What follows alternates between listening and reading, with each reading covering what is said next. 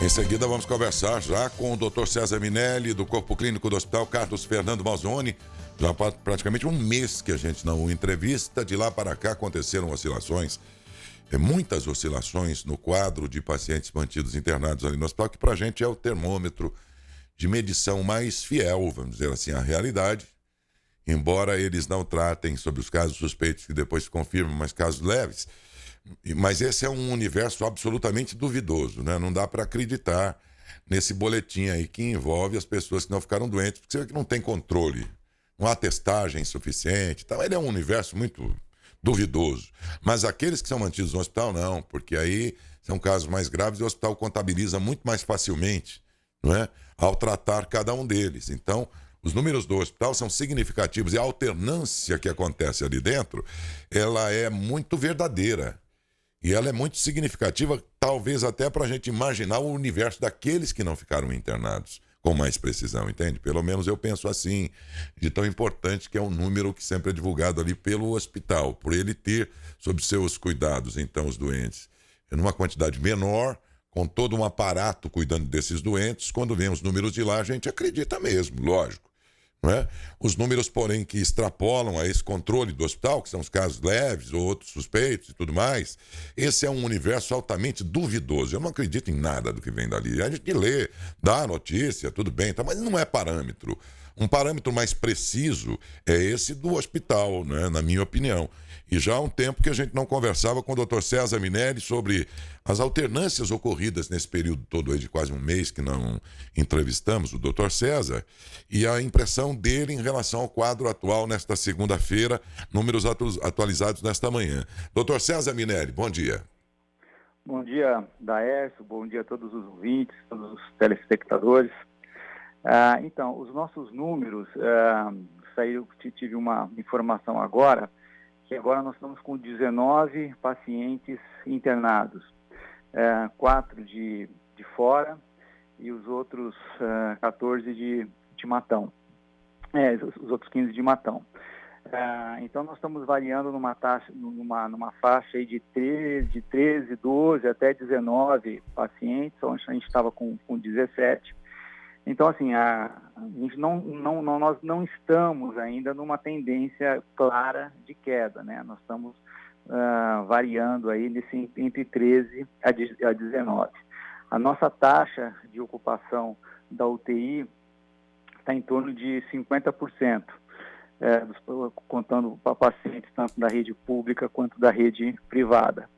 E nós estamos observando que na região também ainda não ficou bem clara uma tendência de queda, igual está sendo observada no estado de São Paulo, principalmente na capital e na grande São Paulo. Como nós demoramos, né, para os números começarem a subir aqui no interior de São Paulo, principalmente na nossa região, nós estamos naquela fase ainda de uma instabilidade, né, que é imprevisível se vai aumentar ou se vai cair, porque a gente começou a apresentar, ter um início dos casos atrasados em relação às cidades maiores. E agora nós temos que aguardar, né? Não dá para a gente esperar da população um comportamento preventivo, né? Porque apesar de todos os comunicados que estão sendo feitos em todas as mídias, na imprensa, a população está se comportando como se a pandemia já tivesse acabado de vida normal. E não é assim, né? Os próprios números estão mostrando que, pelo menos aqui na região, nossa região, os números não estão diminuindo. Eu agora há pouco comentava, doutor César, sobre a chamada segunda onda que muitos países estão enfrentando aí, países que já haviam amenizado toda essa situação, que agora percebem um aumento significativo de número de casos outra vez. Depois que aqui pensando, interpretação de leigo que sou, né?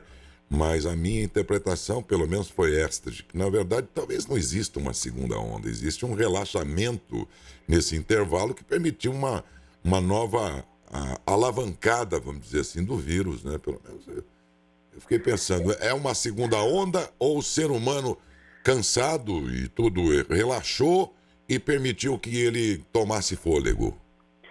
Então, Décio, são as duas coisas, né, que estão acontecendo. Está bem evidente o relaxamento da população, né, com relação a isso daí.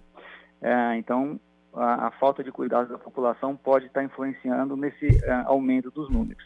Mas vamos lembrar que nós estamos diante de um vírus, né, novo, né, que não faz nem um ano que ele está, que a epidemia começou, né, e que a pandemia foi confirmada pela Organização Mundial de Saúde. Então, assim, em um ano de evolução, fica difícil a gente falar se é uma segunda onda, se é só relaxamento da população. Então, como eu disse, pode ser as duas coisas, e a gente vai ter um padrão de evolução diferente, né, da China, na Europa, nós estamos observando isso daí, e aqui no Brasil também, né. É interessante quando a gente vê os gráficos, né, de cada estado tem uma evolução diferente, né, tem estado que sobe, cai rapidinho, cai não, né, estabiliza, né, numa clara tendência de baixa. Tem uns que sobem em zigue-zague, caem em zigue-zague, depois estabiliza numa tendência de queda. E ontem está todo mundo preocupado com a situação do Amazonas, né, que ele pode ser um alerta para os outros estados. O Amazonas foi um estado que rapidamente houve aquela situação, uma subida rápida de novos casos, novas mortes, estavam sepultando em torno de 250 pacientes por dia no pico, né? Aí houve aquela queda, semana retrasada o pessoal, os pesquisadores estavam falando que a cidade de Manaus tinha atingido a imunidade de rebanho, ou seja, naquela situação onde em torno de 70% das pessoas já tiveram contato com o vírus, estão imunizadas e a tendência ia ser de queda, né? Então estava todo mundo achando que dava para ficar tranquilo, pelo menos em Manaus, e que isso seria a tendência das outras capitais e cidades brasileiras. Mas ontem foi observado que começaram a aumentar novamente o número de casos e o número de óbitos, tanto é que eles fecharam praias, fecharam bares depois das 10 horas, proibiram festas redes pelo aumento de casos. Então pode ser, né, que a gente enfrente sim uma segunda onda, né? Então, como é tudo novo, como essa epidemia, essa pandemia é nova, né, um vírus diferente, a evolução aí vai ser meio imprevisível, né? Pode ser que cada cidade evolua de um jeito diferente, que cada cidade também, cada estado, implementou diferentes medidas de controle da pandemia. Algumas foram mais restritivas no começo, depois liberaram, outras foram mais restritivas e permaneceram mais um tempo assim, e outras deixaram meio liberou geral, né? Então pode ser que a tendência seja diferente em cada estado, cada país. Cada país. Doutor César, veja que interessante, nesse período agora que a gente ficou sem entrevistá-lo, isso já se foram cerca de 30 dias, nós tivemos o hospital com ocupações de até 25 e até de 8, quer dizer, tivemos de 8 pacientes num determinado dia e depois até de 25. Mas isso muito antes, olha que interessante, muito antes que se completassem os 15 dias após o 7 de setembro. É verdade que a população relaxou, mas no 7 de setembro, no feriado, foi o pico do relaxamento nos últimos tempos, né? Aquele feriado. E eu fiquei imaginando, vamos esperar agora, lá para o dia 20 e pouco, o que vai acontecer. E, no entanto, doutor, veja que os números não explodiram, não. O pior momento nem foi esse desse período aí pós-feriado de 7 de setembro. Sim, não explodiram, mas sim, ontem estava com 17, hoje já foi para 19, né? E a gente não sabe como vai ser amanhã e depois, né? Pode ser que fique nesse 19, comece a cair depois disso daí, mas como eu disse, né, a situação está um pouquinho imprevisível. A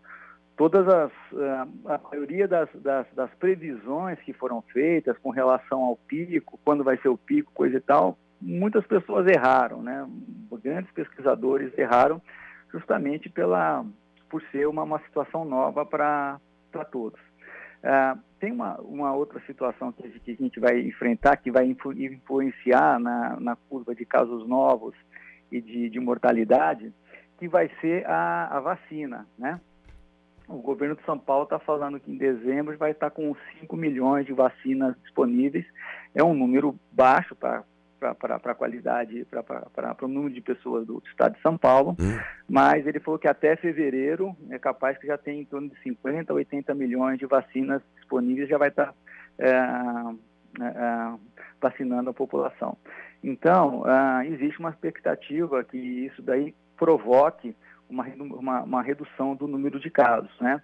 A vacina chinesa que está sendo feita em parceria com o Instituto Butantan, e o próprio Instituto Butantan vai produzir essa vacina através da transferência de tecnologia que vai deixar ele apto, né? Com a expertise, conhecimento para produzir isso daí. Então, isso daí vai influenciar, eu acredito, também nessa curva que nós estamos tendo. Mas eu queria deixar assim, bem claro para agora, Beto, aproveitar a oportunidade, para dizer assim, que é possível evitar novos casos através do distanciamento social e através do uso da máscara. Estão sendo publicados artigos recentes sobre a proteção que a máscara dá, não só para outra pessoa, né, mas também para quem está usando a máscara, né? Uns artigos bem interessantes, inclusive comparando a taxa de infecção numa cidade da China, onde o uso da máscara era obrigatório, comparando com cidades com sistema de saúde semelhante, densidade populacional semelhante em cidades da Europa e demais cidades da Ásia. E onde foi obrigatório, foi significativamente importante a redução de números de novos infectados e número de mortes também. Além disso, estudos experimentais estão mostrando uma redução importante da carga viral de quem está usando a máscara. Então, se você entra em contato com uma pessoa que ela está eliminando o vírus, mas você está com a máscara, você consegue a proteção. Outra coisa importante é o distanciamento social, né? Evitando aglomerações e mantendo uma distância entre 1 a 2 metros, é uma medida que os estudos estão mostrando que é muito eficaz para prevenir a infecção. Então, essas medidas, que não são difíceis de ser implementadas, a população precisa entender que vai ser necessária para ser usada, mesmo depois da vacina. A gente não sabe se esse vírus vai ter mutação ou não, a gente não sabe o tempo que vai ser suficiente, que vai ser necessário para vacinar todo mundo, a gente não sabe o tempo que os anticorpos induzidos pela vacina vão ser suficientes para proteger de uma nova infecção, a gente não sabe quanto tempo a vacina vai ser durável, né? Pode ser que essa vacina seja necessário que ela seja aplicada igual a vacina da gripe, ou seja, anualmente, né? Então, vai ser necessário por um bom tempo nós continuarmos a fazermos o isolamento, o distanciamento social e usando máscara.